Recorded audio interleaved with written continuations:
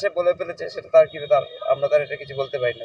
এই একটা ট্রেডিশন তৈরি হয়েছে এবং এই ট্রেডিশনটাকে তৈরি করেছে বিজেপি।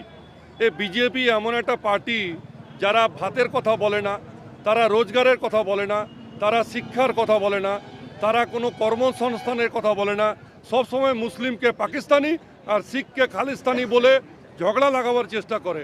মুখ্যমী এবং শয়তানি, যে যার দৃষ্টিভঙ্গিতে দাঁড়িয়ে তাদের মতো করে কথাটা বলছে। ওনারা হয়তো কিছু পজিটিভ দেখেছেন তাই এই সব কথা বলছেন। এই সমস্ত কথাবার্তা বলে এটা মানুষের মধ্যে একটা বিভেদ, একটা ঘৃণা রাজনীতি করতে চাইছে। না, শয়তানিও বলবো না, মূর্খামিও বলবো না। ঘটনা হচ্ছে কে কোন চিন্তাভাবনা নিয়ে বলছে সেটা তাদের ব্যাপার।